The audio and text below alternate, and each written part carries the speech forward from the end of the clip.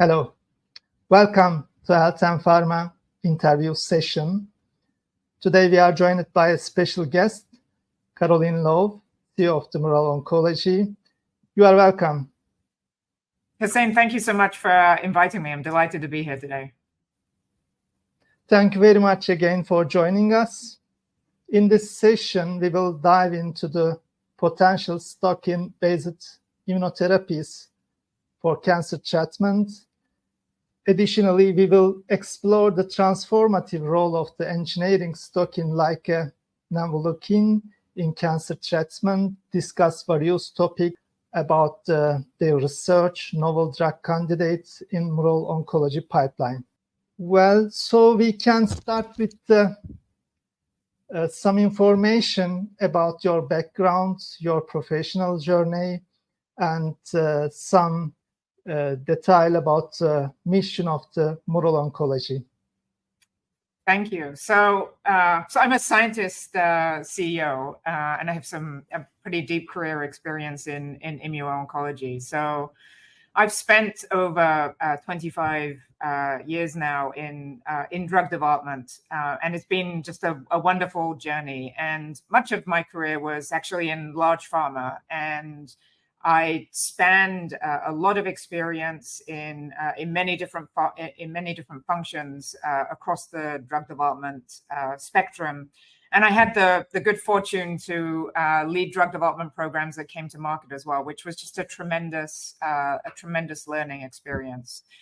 I also had the good fortune as well to work not just in research and development, but also in market access and in commercial as well. So I really came to kind of understand quite deliberately, what it took not only to develop a drug, but to bring a drug to market. And in my last role before I took my first CEO role, I had the number 2 position in the R&D organization at Bristol Myers Squibb. And there I was very deeply involved in the development of BMS's immuno-oncology strategy, as well as the implementation of that. And after that, I took my first CEO role. But I took my first CEO role then really kind of understanding what it takes to be successful in drug development, how you build the internal team, the operations, the culture, how you work with your board, especially on strategy, and all the external engagement that was necessary. And my first company was privately held. And after that company, I then joined Mural and came back to immuno-oncology to bring our portfolio to patients. And for me, joining Mural was really about what I talk about is kind of this notion of unfinished business. So immuno-oncology had this incredible, wave of sort of early success in sort of the period, 2010 to 2020. Just particularly PD-1. Revolutionized the treatment of cancer for patients. We've seen response rates that we talk about cure now in cancer. I mean, it's just astonishing, right? And we see many cancers responding, patients having many different cancers having significant responses, and that response rate in totality is around 30%.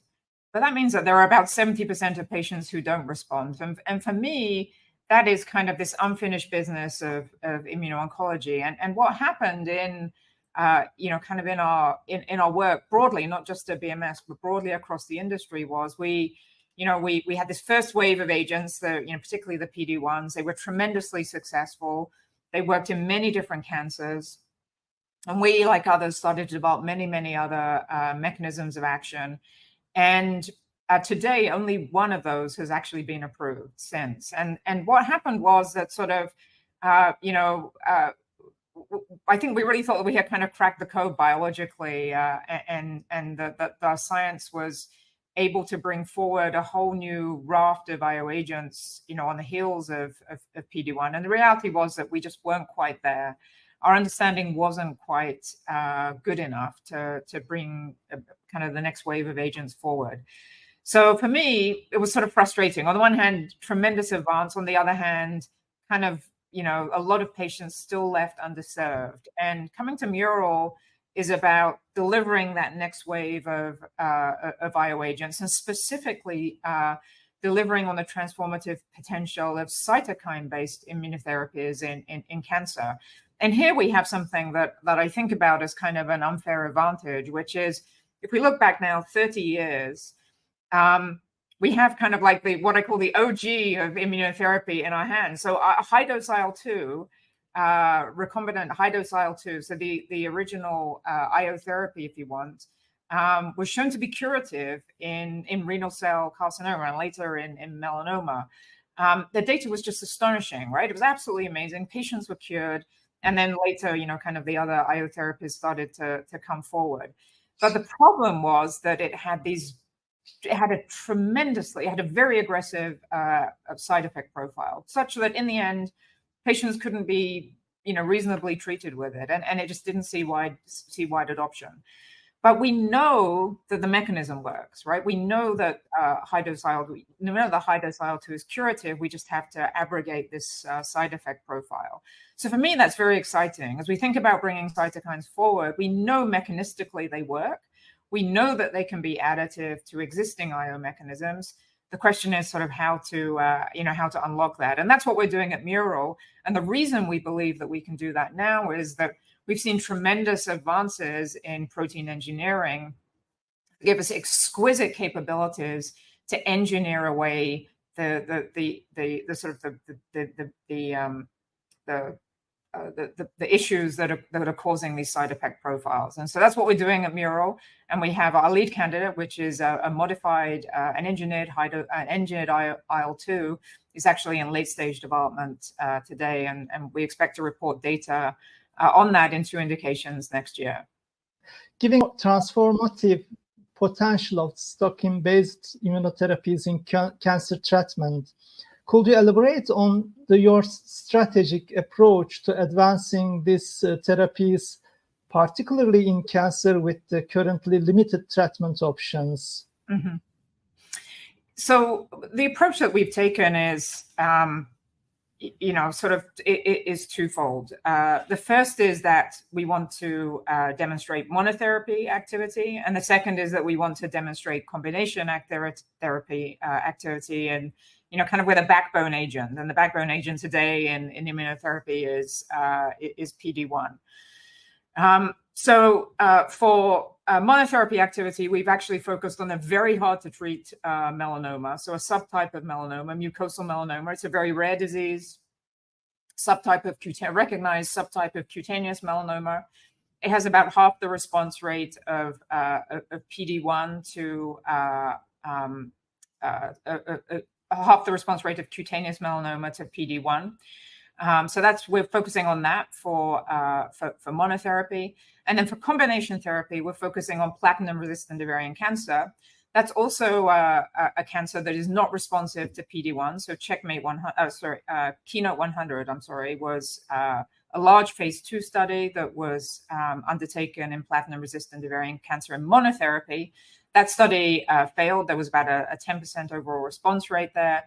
Merck decided not to pursue that as a monotherapy, but we're now developing that in combination. And both of those are based on very positive data that we had in our initial phase 1 studies. So we're very excited to pursue that, and that will kind of set the table for the future of Nemvaleukin development. The Mural Oncology has made a significant advancement in protein engineering to unchanged cytokine therapy. Can you discuss the challenge and breakthrough your team has encountered in engineering cytokine like Nemvaleukin to optimize the efficacy and reduce toxicity? Yeah, so this has been very interesting. We've actually taken some, our approach has been, we have a platform, we call it Picasso, but the approach has been relatively straightforward to kind of, in effect, minimally engineer the proteins with an effort to do that in a way to kind of minimize the side effect profile. And so For Nemvaleukin itself, we made a very simple adjustment to the protein, and we actually used the native receptor, the native alpha receptor, to block binding to the alpha receptor, which is what causes the upregulation of the cytotoxic Tregs. Which causes upregulation of the Tregs that lead to the side effect profile. And this sort of, if you want, minimally engineered solution is one that is both elegant. It leads to a product that will have a very low immunogenicity risk, and we've seen this in our studies. No evidence of immunogenicity, and it also still kind of confers a lot of the original like conformational benefits, if you want, of the of high dose, the original or native IL-2 in terms of binding to the key receptors that are driving upregulation of the CD8 T cells and NK cells that are the cytotoxic cancer-killing cells associated with this mechanism. Nemvaleukin alpha is a pivotal candidate in your pipeline, currently undergoing the trial in conditions like a platinum-resistant ovarian cancer, advanced melanoma. And could you share any updates or early finding from your trial? Absolutely. So we had an earlier phase 1 and phase 1 expansion study where we generated significant data that led to these 2 registrational studies. And the data there was just was extremely encouraging. So in mucosal melanoma, the monotherapy study, here we have this is, first of all, it is a rare subtype of melanoma. It represents about 2,000 patients annually in the US and EU. It has about half of the response rate to PD-1 than cutaneous melanoma, as I mentioned a moment ago. So in our phase 1 study, we happen to have a few patients, quite a few patients of this rare type of melanoma. And we saw a 33% overall response rate, so a very significant response rate. We didn't have duration of response from that study because there's actually a rollover study, but we saw patients with durations of response of up to 79 weeks, so very, very durable responses, so kind of hallmark immunotherapy responses. All of these patients had been previously treated with checkpoint inhibitors and had all progressed. So this was, very encouraging for a disease that, clinically is generally much more aggressive than cutaneous melanoma and much harder to treat. So very positive kind of early data.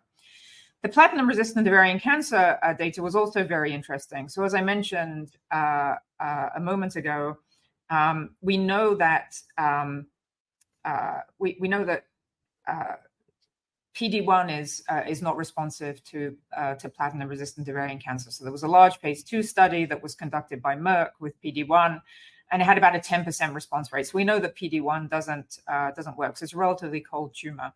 And in our study, we did a combination study, so a phase 1 expansion. We had a combination study.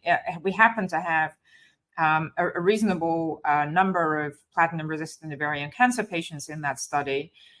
So there were 15 patients, and we saw a 29% overall response rate, a 65-week median duration of response, so very durable responses.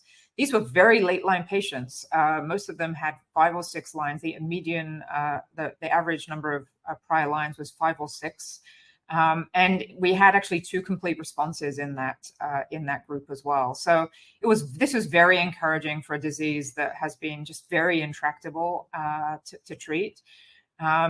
And then the other piece of kind of interesting data as we holistically think about this and what gives us optimism is that there had actually been 2 phase 2 studies that had been previously conducted with high-dose IL-2 treating platinum-resistant ovarian cancer patients. They were different doses and schedules, but both of them had around a 25 or 26% overall response rate and they saw a similar duration of response that we saw in our study. So, in totality, all of this data is very encouraging, and it's what gives us, it's what gave us the conviction to advance into registrational studies, and certainly gives us conviction and makes us very excited as we look forward to our data next year. There are some exciting development about IL-18 based therapy. What makes it a promising candidate for cancer therapy, and when do you plan to start the clinical trial?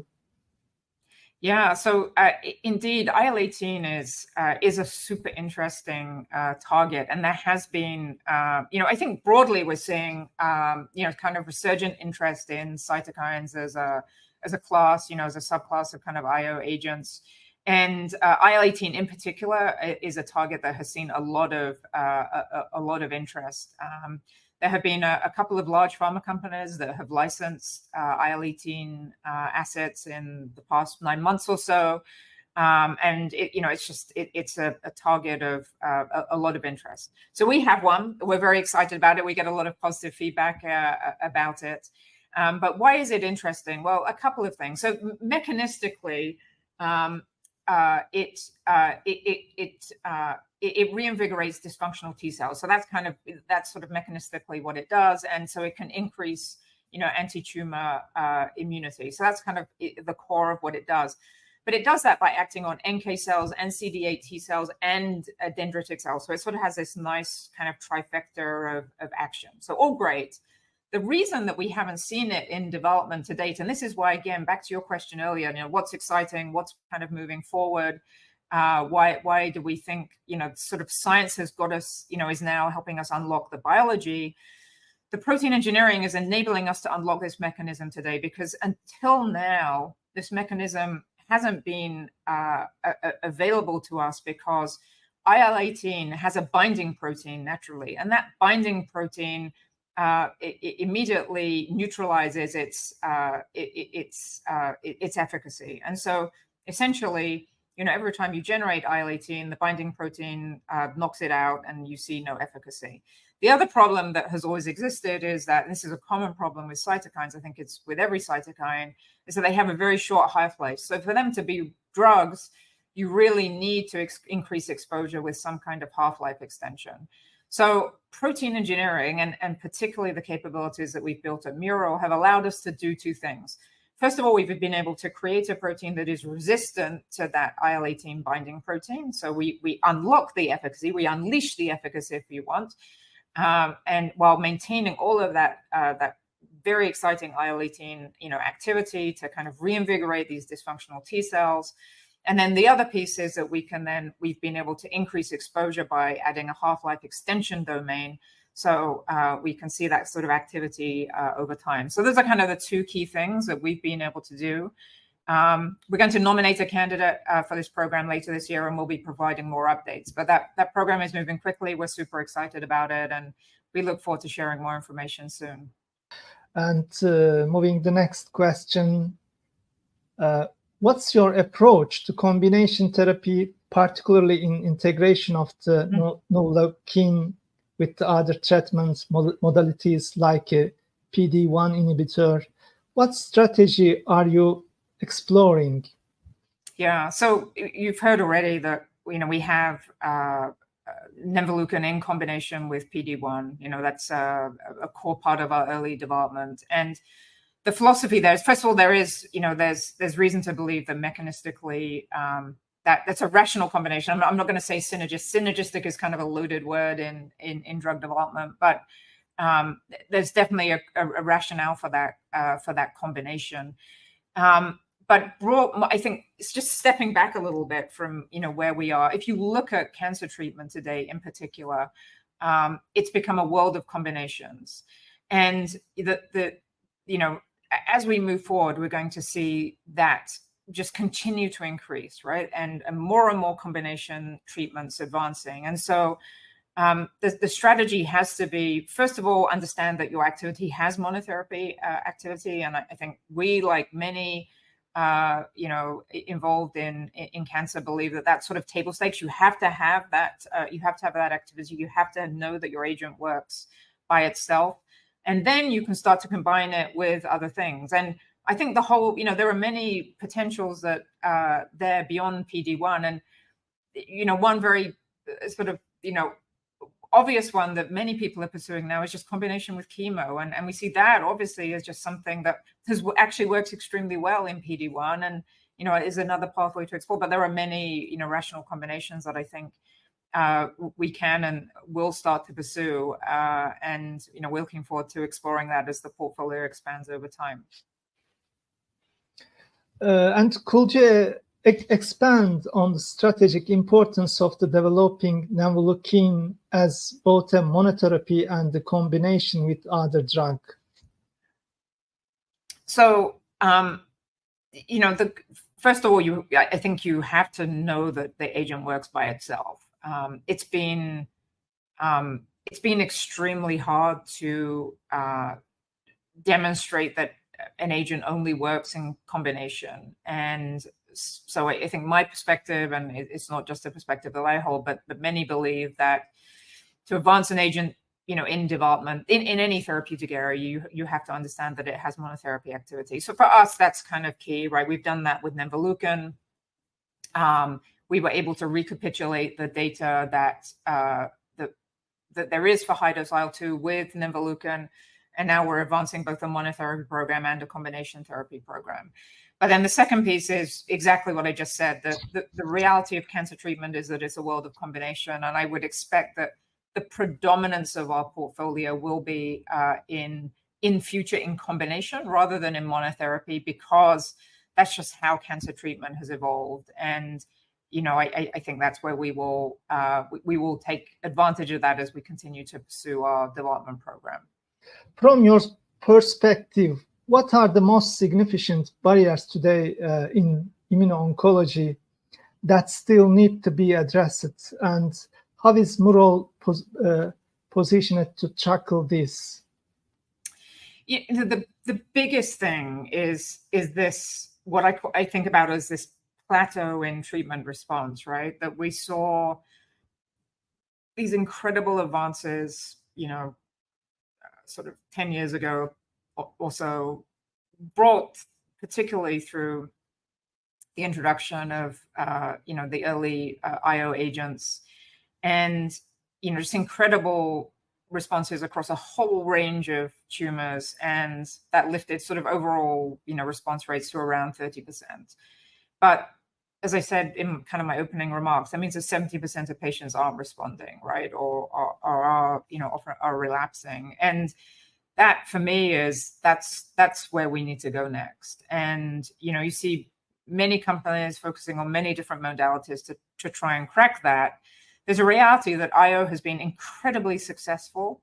And I think I and others believe that IO can continue to contribute to those types of treatment responses. And we now need to bring forward the next wave of agents to do that. And from our perspective at Mural, cytokines will be the next wave to deliver that, starting with, we hope, with Nemvaleukin. And, for us, the real opportunity here is that we know already that IL-2 is a mechanism that works. And in drug development, that's such a de-risking aspect. And so we're very excited about the potential to bring that forward. As Nemvaleukin progress through the potentially registrational trail, what are the key regulatory challenge you face, and how the Mural preparing for commercialization, particularly in diverse for global market? So we prepared very carefully for this. Our studies are, our studies were designed in consultation with the FDA. Our phase 3 study has an overall survival endpoint, which is kind of the gold standard endpoint for an oncology study. And we have a 4-arm randomized study. And so, it's an extremely well-controlled, well-powered study. And we're very confident that if that study is positive, it will lead to full registration. And similarly, the phase 2 study, that was constructed in that way because this is a rare disease, a small population, and is a very standard approach that FDA is very supportive of. And so we're very confident about the regulatory path that we're taking. And then we've done everything to kind of prepare around it. And so we're kind of on this trajectory now to be ready to, assuming positive data, to be able to file next year in Europe and, in the US, and then also, subsequently to follow up with registrations in Europe. So we're excited for that. And maybe more than that, just excited for what this means for patients. So we've been, preparing, carefully and diligently to take these steps, to be ready to register, to be able to be ready to commercialize. And, we're really excited to take these next steps as a company. Thank you very much for all your answer for this important and interesting information. I finished my questions, but I don't know, do you want to add something else or underline any important topics for you in this interview? I just want to say thank you, first of all. We're certainly, we're very excited about the potential of cytokine therapies and how they will add to the IO armamentarium. And, we're looking forward to sharing, more data in the coming months, particularly as our pivotal studies read out over the early part of 2025, in the first half of 2025. Thank you very much. As we draw this session to close, I would like to thank you once again for sharing this insight and expertise with us today. And thank you very much to everyone joining us. Please share your question and comment with us. Thank you. Thanks, Hussein.